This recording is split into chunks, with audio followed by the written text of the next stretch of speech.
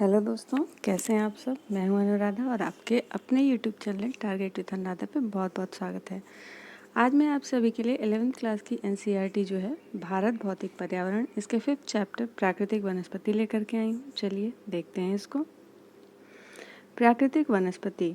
क्या आप कभी पिकनिक के लिए जंगल गए हैं? अगर आप शहर में रहते हैं तो अवश्य ही पार्क गए होंगे, और अगर गांव में रहते हैं तो आम, अमरूद और नारियल के बगीचे में गए होंगे। आप प्राकृतिक और मानव रोपित वनस्पति में कैसे अंतर करते हैं? जो पौधा जंगल में प्राकृतिक परिस्थितियों में फलता फूलता है, वही पेड़ आपके बगीचे में मानव देखरेख में उगाया जा सकता है।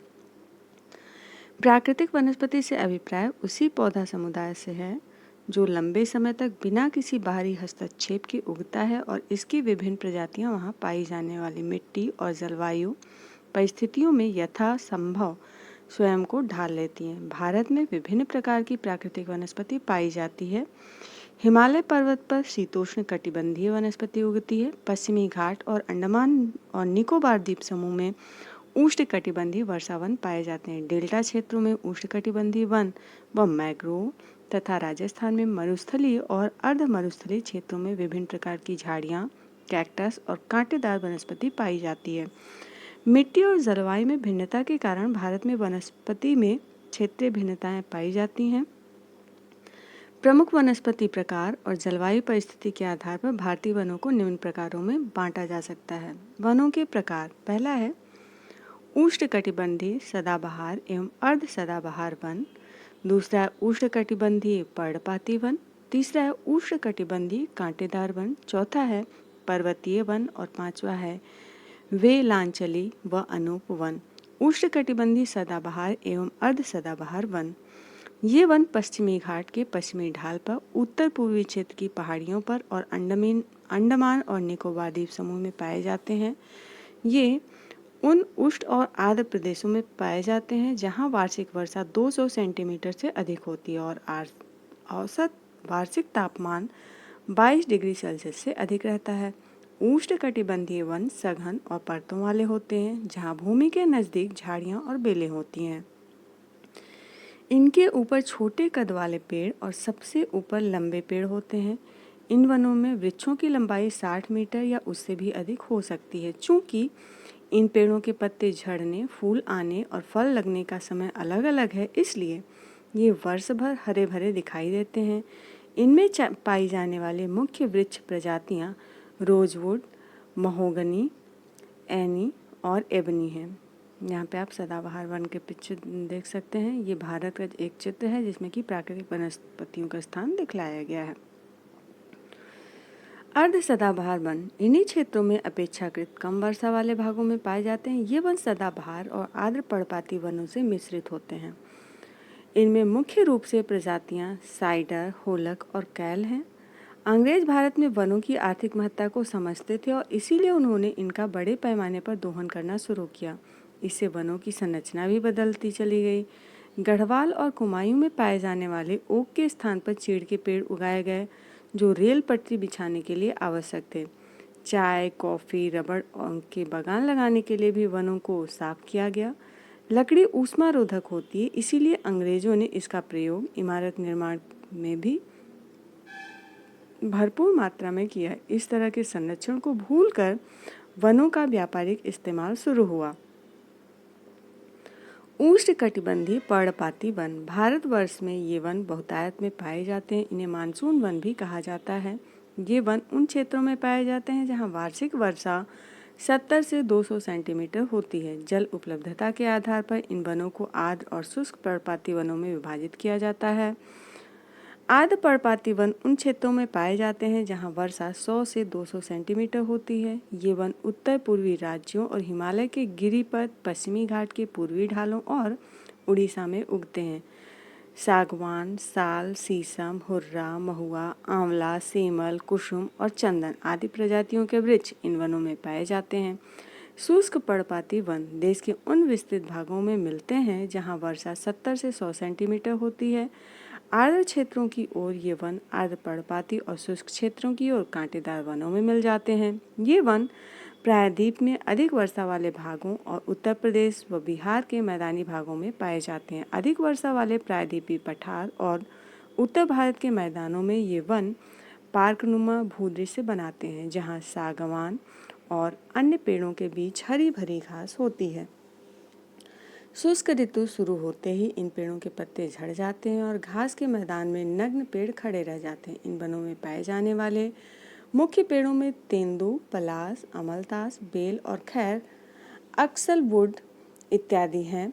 राजस्थान के पश्चिमी और दक्षिणी भागों में कम वर्षा और अत्यधिक पशुचारण के कारण प्राकृतिक वनस्पति बहुत विरल है। उष्णकटिबंधीय कांटेदार वन। उष्णकटिबंधीय कांटेदार वन उन भागों में पाए जाते हैं जहां वर्षा 50 सेंटीमीटर से कम होती है। इन वनों में कई प्रकार के घास और झाड़ियां शामिल हैं। इसमें दक्षिण पश्चिमी पंजाब, हरियाणा, राजस्थान, गुजरात, मध्य प्रदेश और उत्तर प्रदेश के अर्ध शुष्क क्षेत्र शामिल हैं। इन वनों में पौधे लगभग पूरे वर्ष पर्ण रहित रहते हैं और झाड़ियों जैसे लगते हैं। इनमें पाई जाने वाली मुख्य प्रजातियां बबूल, बेर, खजूर, खैर, नीम, खेजड़ी और पलास हैं। इन वृक्षों के नीचे लगभग 2 मीटर लंबी गुच्छ या घास उगती है। यहाँ पे आप उष्णकटिबंधीय कांटेदार वन देख सकते हैं।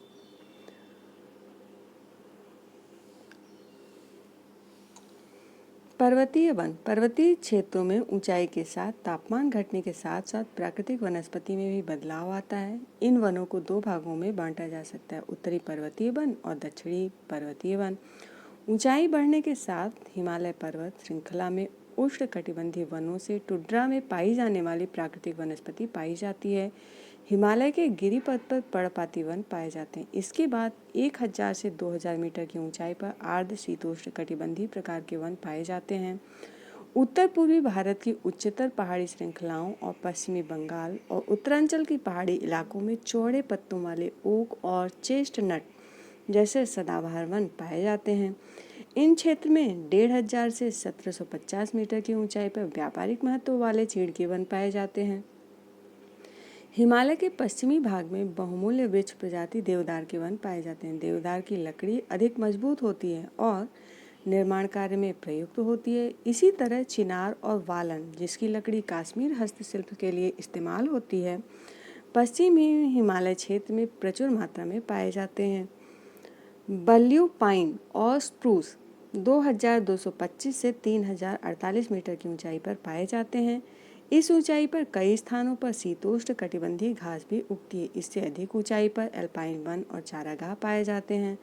3000 से 4000 मीटर की ऊंचाई पर silver fir, Juniper, pine, birch और रोडोडेंड्रॉन आदि वृक्ष मिलते हैं। ऋतु प्रवास करने वाले समुदाय जैसे गुज्जर, बकरवाल, गड्ढी और भुटजिट्टिया इन चारागाहों पर पशु चारण के लिए भरपूर प्रयोग करते हैं। शुष्क उत्तरी ढालों की तुलना में अधिक वर्षा वाले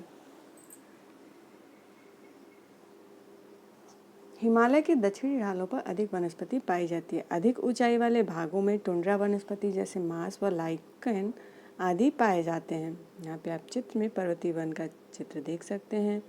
दक्षिणी पर्वतीय वन मुख्यतः प्रायद्वीप के 3 भागों में मिलते हैं: पश्चिमी घाट, विंध्याचल, नीलगिरी की पर्वत श्रृंखलाएं। चूंकि ये श्रृंखलाएं उष्णकटिबंध में पड़ती हैं और इनका समुद्र तल से ऊंचाई लगभग 1500 मीटर है, इसलिए यहाँ ऊंचाई वाले क्षेत्र में शीतोष्ण कटिबंधीय और निचले क्षेत्रों में उपोष्ण कटिबंधीय प्राकृतिक वनस्पति पाई जाती है। केरल, तमिलनाडु और कर्नाटक प्रांतों में पश्चिमी घाट में इस तरह की वनस्पति विशेषतर पाई जाती है। नीलगिरी, अन्नामलाई और पालनी पहाड़ियों पर पाए जाने वाले शीतोष्ण कटिबंधीय वनों को सोलास के नाम से जाना जाता है। इन वनों में पाए जाने वाले वृक्षों मग्नोलिया, लैरिक, सिनकोना और बैटल का आर्थिक महत्व है। ये वन सतपुड़ा और मैकाल श्रेणियों में पाए जाते हैं।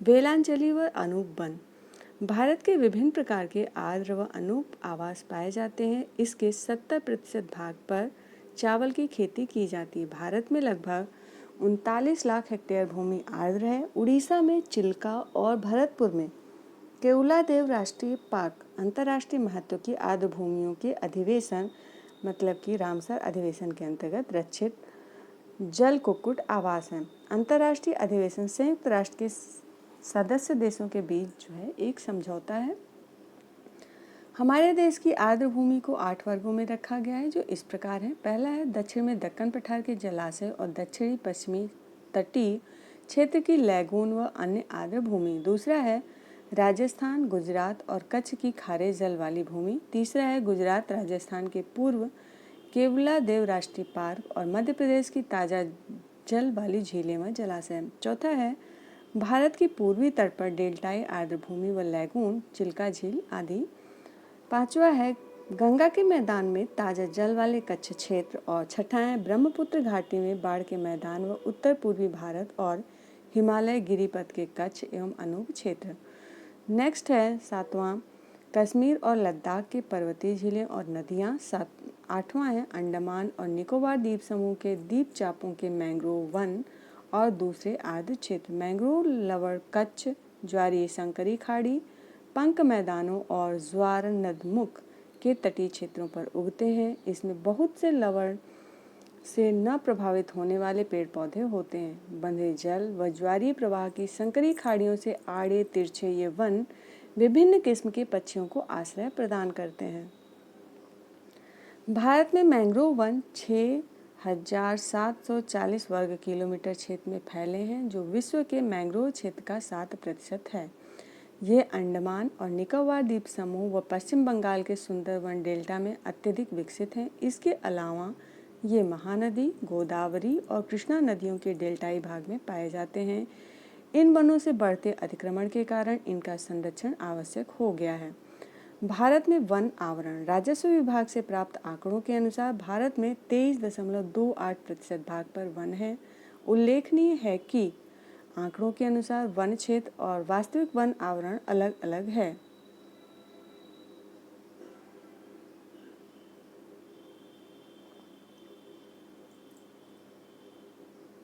वन क्षेत्र राजस्व विभाग के अनुसार अधिसूचित क्षेत्र हैं, चाहे वहाँ वृक्ष हों या न हों, जबकि वन आवरण प्राकृतिक वनस्पति का झुरमुट है और वास्तविक रूप से वनों से ढका है।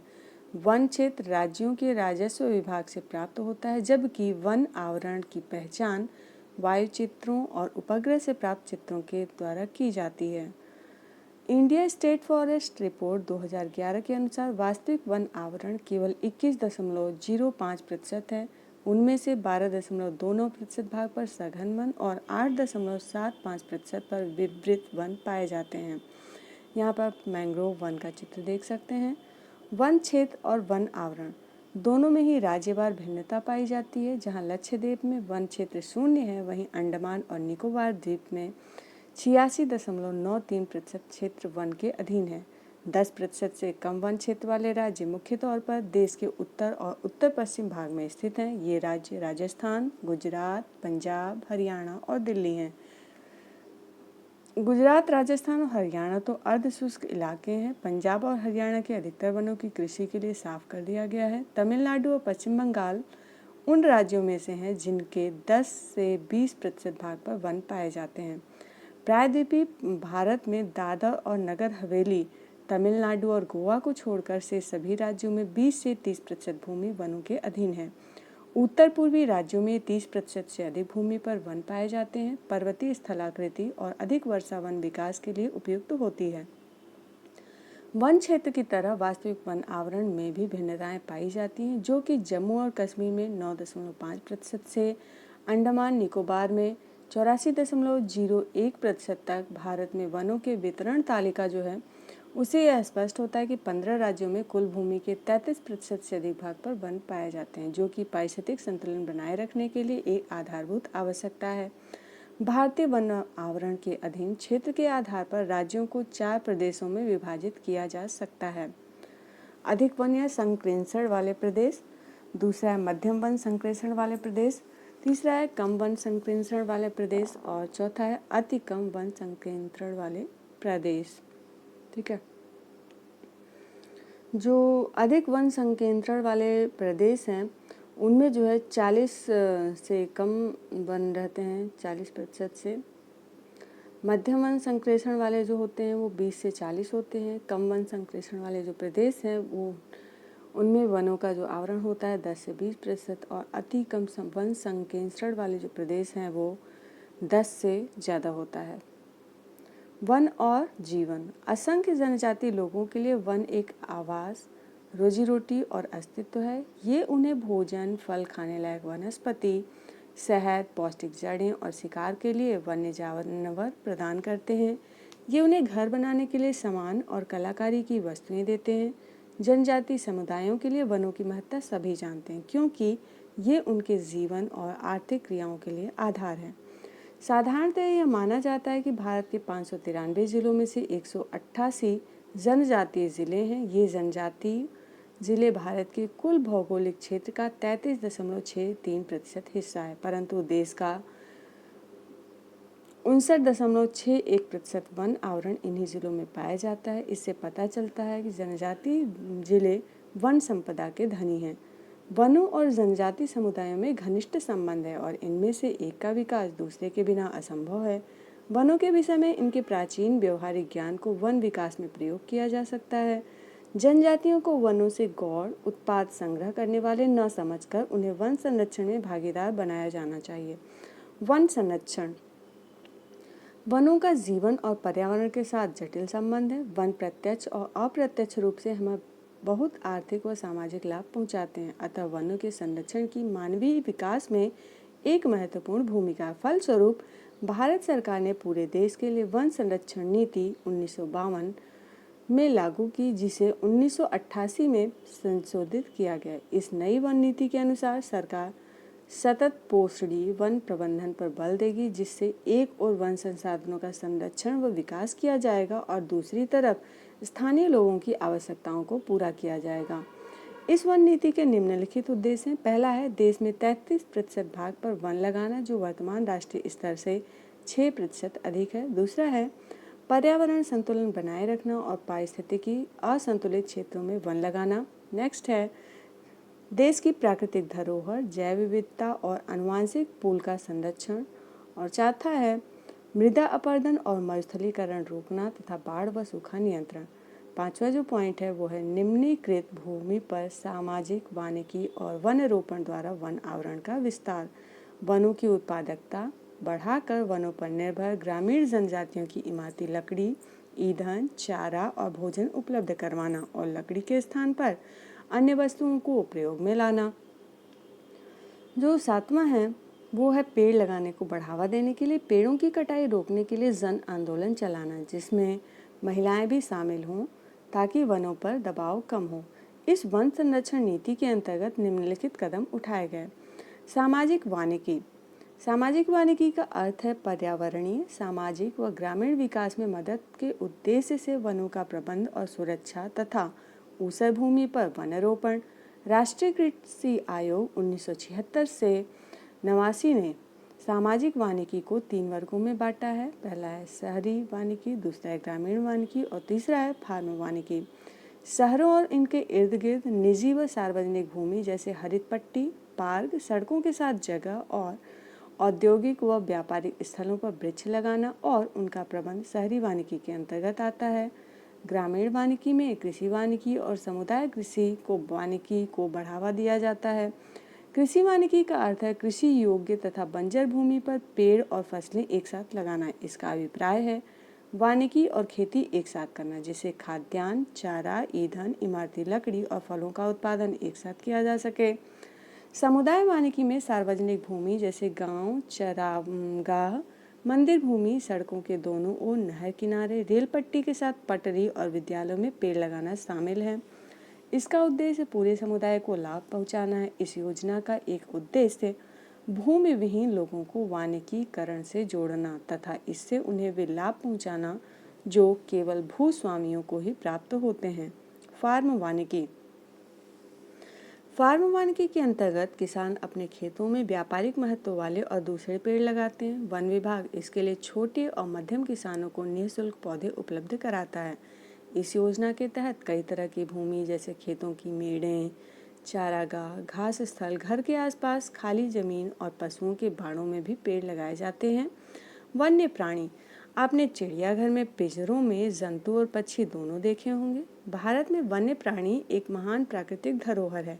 यह अनुमान लगाया गया है कि विश्व के ज्ञात पौधों और प्राणियों की किस्मों में से 4 से 5% किस्में भारत में पाई जाती हैं।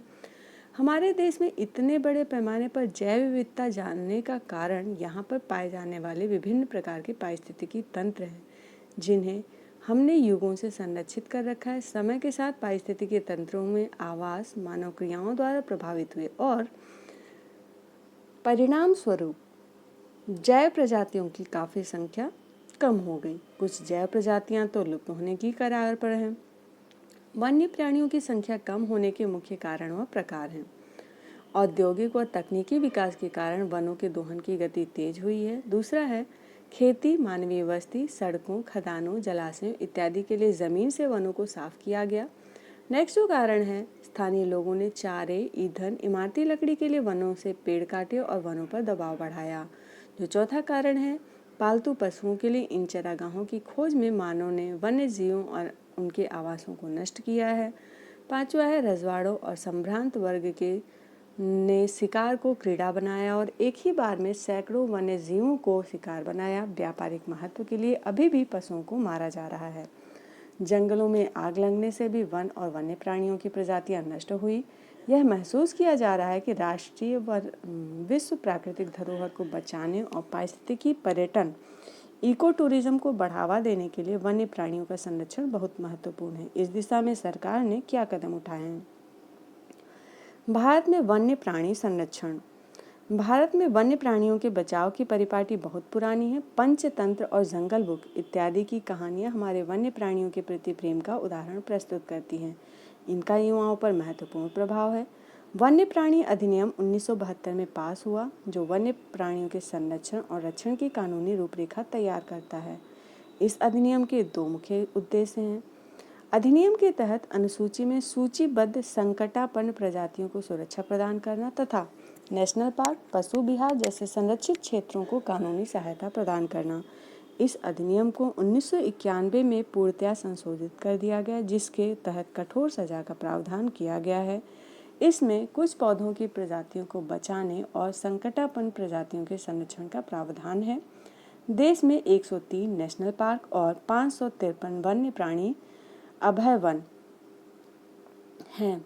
वन्य प्राणी संरक्षण का दायरा काफी बड़ा है और इसमें मानव कल्याण की असीम संभावनाएं निहित हैं। यद्यपि इस लक्ष्य को तभी प्राप्त किया जा सकता है जब हर व्यक्ति इसका महत्व समझे और अपना योगदान दे। यूनेस्को के मानव और जीवमंडल योजना मैन एंड बायोस्फीयर प्रोग्राम के तहत भारत सरकार ने वनस्पति जात और प्राणी जात के संरक्षण के लिए महत्वपूर्ण कदम उठाए हैं। प्रोजेक्ट टाइगर, जो कि 1953 और प्रोजेक्ट एलिफेंट 1992 में जैसे विशेष योजनाएं इन जातियों के संरक्षण और उनके आवास के बचाव के लिए चलाई जा रही हैं। इनमें से प्रोजेक्ट टाइगर 1973 से चलाई जा रही, इसका मुख्य उद्देश्य भारत में बाघों की जनसंख्या का स्तर बनाए रखना है, जिससे वैज्ञानिक, सौंदर्यात्मकता, सांस्कृतिक और पारिस्थितिकी मूल्य बनाए रखे जा सके। इससे प्राकृतिक धरोहर को भी संरक्षण मिलेगा, जिसका लोगों को शिक्षा और मनोरंजन के रूप में फायदा होगा। शुरू में यह योजना 9 बाघ निचयों मतलब कि आरक्षित क्षेत्रों में शुरू की गई थी और ये 16,339 वर्ग किलोमीटर पर फैली थी। अब यह योजना 14 करोड़ बाघ निचयों में चल रही है और इनका क्षेत्रफल 36,988.28 वर्ग किलोमीटर है और 17 राज्यों में व्याप्त है। देश में बाघों की संख्या 2006 में 1,411 से बढ़कर 2010 में 1,706 हो गई है। ये जो है प्राकृतिक आवास में हाथी का चित्र, आप देखिए कितने अच्छे से खेल रहे हैं, घूम रहे हैं, टहल रहे हैं। यह योजना मुख्य रूप से बाघ केंद्रित है, परंतु फिर भी पारिस्थितिकी तंत्र की स्थिरता पर जोर दिया जाता है। बाघों की संख्या का स्तर तभी ऊंचा रह सकता है जब पारिस्थितिकी तंत्र के विभिन्न पोषक स्तरों पर और इसकी भोजन कड़ी को बनाए रखा जाए। इसके अलावा भारत सरकार द्वारा कुछ और परियोजनाएं जैसे मगरमच्छ प्रजनन परियोजना, हंगुल परियोजना और हिमालय कस्तूरी मृग परियोजना भी चलाई जा रही है। जीवमंडल निचय। जीवमंडल निचय या आरक्षित क्षेत्र विशेष प्रकार के भौमिक और तटीय पारिस्थितिकी तंत्र हैं, जिन्हें यूनेस्को के मानव और जीवमंडल प्रोग्राम मैप के अंतर्गत मान्यता प्राप्त है, जैसा कि आरेख 5.1 में दिखाया गया है। जीवमंडल निचय के 3 मुख्य उद्देश्य हैं। भारत में 18 जीवमंडल निचय हैं। इनमें से 10 मंडल निचय यूनेस्को द्वारा जीव मंडल निचय विश्व नेटवर्क पर मान्यता प्राप्त है। नीलगिरी जीव मंडल निचय, इसकी स्थापना 1986 में हुई थी और यह भारत का पहला जीव मंडल निचय है। इस निचय में वायनाड वन्य जीवन सुरक्षित क्षेत्र, नगरहोल, बांदीपुर और मदोमलाई नीलंबूर का सारा वन से ढका ढाल, ऊपरी नीलगिरी पठार, साइलेंट वैली और सिधुवानी पहाड़ियाँ शामिल हैं। इस जीवमंडल निचय का कुल क्षेत्र 5520 वर्ग किलोमीटर है।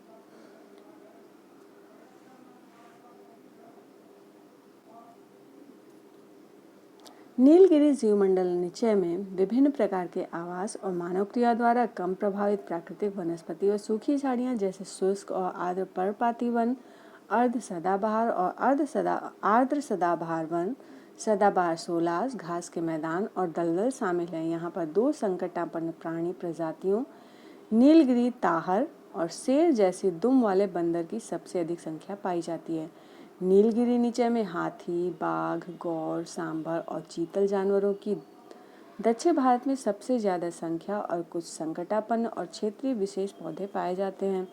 इस क्षेत्र में कुछ ऐसी जनजातियों के आवास भी स्थित हैं जो पर्यावरण के साथ सामंजस्य करके रहने के लिए विख्यात हैं। इस जीवमंडल की स्थलाकृति ऊबड़ खाबड़ है और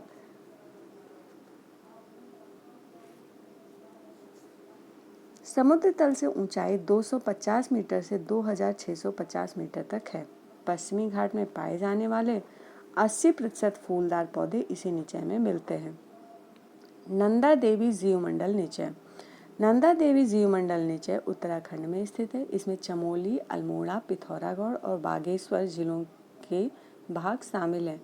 यहाँ पर मुख्यतः शीतोष्ण कटिबंधीय वन पाए जाते हैं। यहाँ पाई जाने वाली प्रजातियों में सिल्वरवुड तथा लैटीफोली जैसे ऑर्चिड और रोडोडेंड्रॉन शामिल हैं। इस जीवमंडल में नीचे में कई प्रकार के वन्य जीव जैसे हिम तेंदुआ, स्नो लेपर्ड, काला भालू, भूरा भालू, कस्तूरी मृग, हिम मुर्गा, सुनहरा बाज और काला बाज पाए जाते हैं।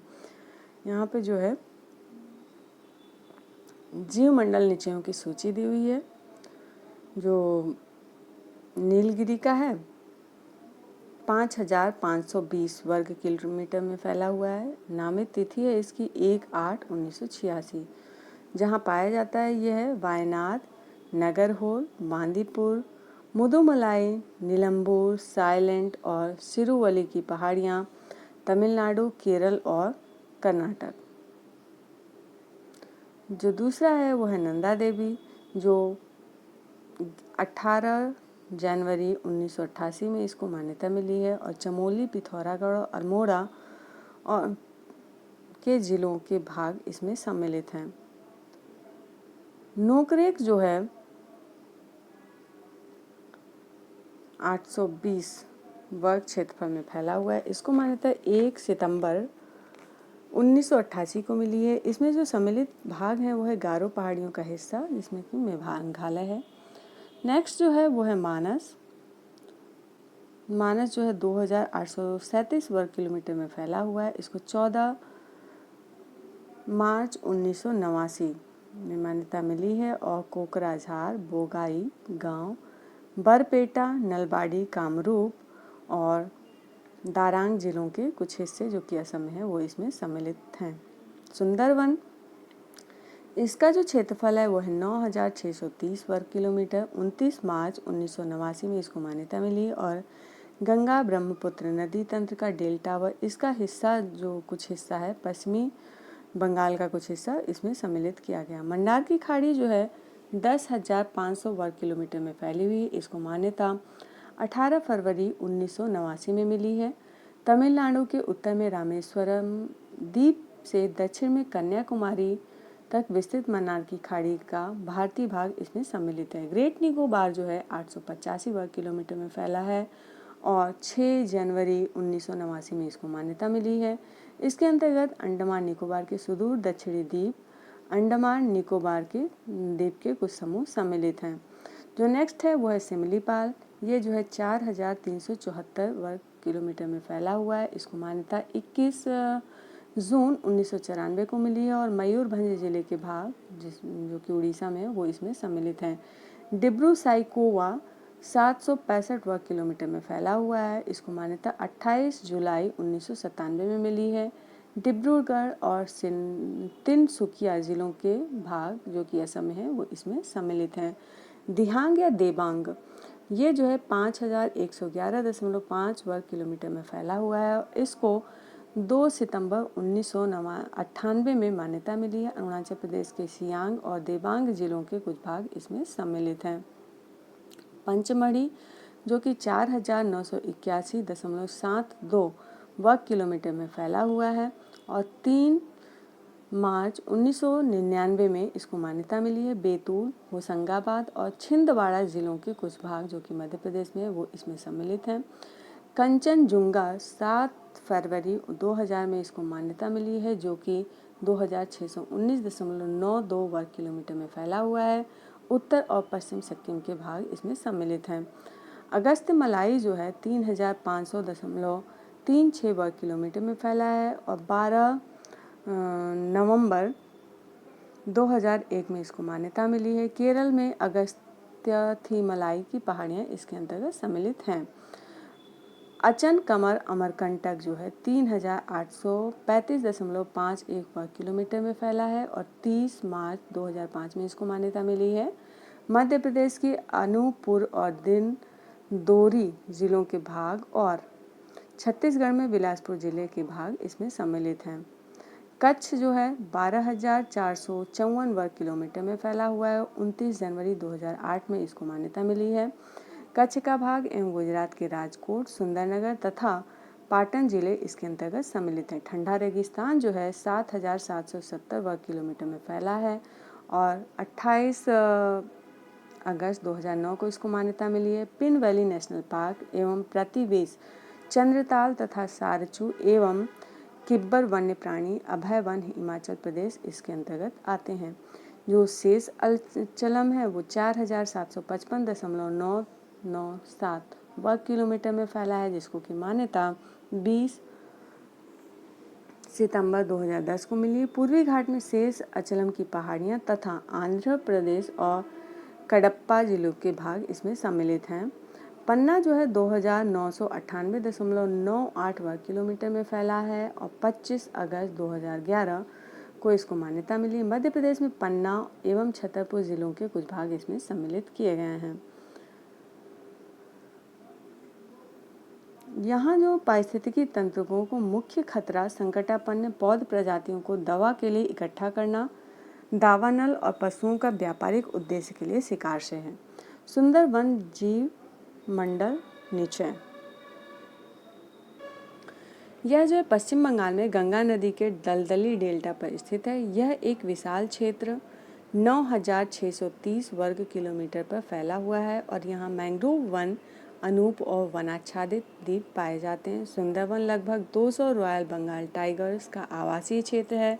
मैंग्रोव वृक्षों की उलझी हुई विशाल जड़ समूह मछली से श्रिम्प तक को आश्रय प्रदान करती। इन मैंग्रोव वनों में 170 से ज़्यादा पक्षी प्रजातियां पाई जाती हैं।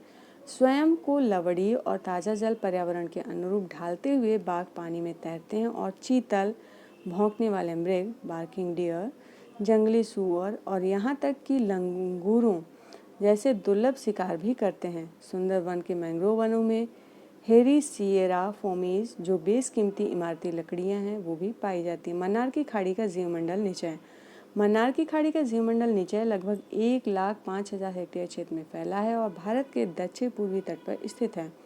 समुद्री जीव विविधता के मामले में यह क्षेत्र विश्व के सबसे धनी क्षेत्रों में से एक है। इस जीवमंडल निचय में 21 द्वीप हैं और इन पर अनेक ज्वार दमन, पुलिन, तटीय पर्यावरण के जंगल, समुद्री घासें, प्रवाल द्वीप, लवड़ीय, अनूप और मैंग्रोव पाए जाते हैं। यहाँ पर लगभग 3,600 पौधों और जीवों की संकटापन्न प्रजातियाँ पाई जाती हैं जैसे समुद्री गाय, ड्यूगोंग, गोगोंग। इसके अतिरिक्त भारतीय प्रायद्वीप क्षेत्र की 6 मैंग्रोव प्रजातियाँ भी संकटापन्न हैं।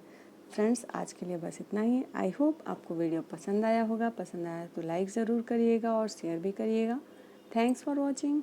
Bye bye.